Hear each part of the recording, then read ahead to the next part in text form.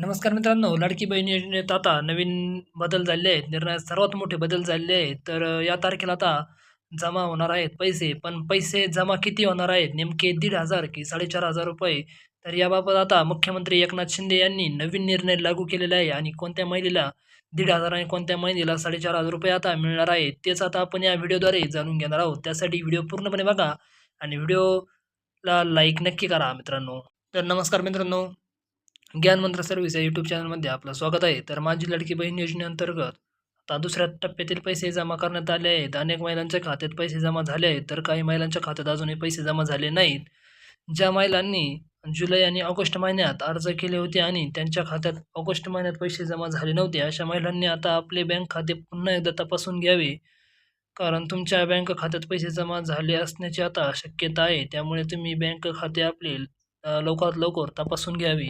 मित्रांनो, जुलै महिन्यात माझी लाडकी बहीण योजनेची घोषणा झाली होती. पण अर्ज भरण्याची प्रक्रिया सुरू होताच लगेचच अनेक महिलांनी अर्ज भरले होते. पण काही महिलांनी कागदपत्रे अपूर्ण, घाईगडबडीत दिले असून किंवा इतर काही कारणास्तव लगेच अर्ज केले नाहीत. तर त्यांनी ऑगस्ट महिन्यात अर्ज केले. त्यामुळे त्या महिलांच्या खात्यात ₹1,500 जमा झाले नव्हते. ज्या महिलांनी ऑगस्ट महिन्यात अर्ज भरला आणि त्यांचा अर्ज उशिरा मंजूर झाला होता, त्यामुळे त्यांच्या खात्यात पैसे जमा झाले नव्हते. अशा महिलांच्या खात्यात सप्टेंबर महिन्यात पैसे जमा होणार आहेत. तर या महिलांच्या खात्यात जुलै, ऑगस्ट आणि सप्टेंबर या 3 महिन्याची एकत्रित ₹4,500 जमा होणार असल्याची आता माहिती एकनाथ शिंदे यांनी दिलेली आहे.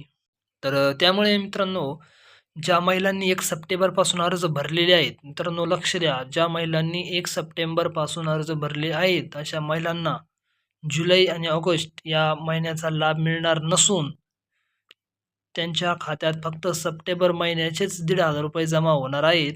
त्यांना जुलै आणि ऑगस्ट या 2 महिन्याचे पैसे मिळणार नाहीत. त्यामुळे या महिलांनी म्हणजे ध्यान द्यावे.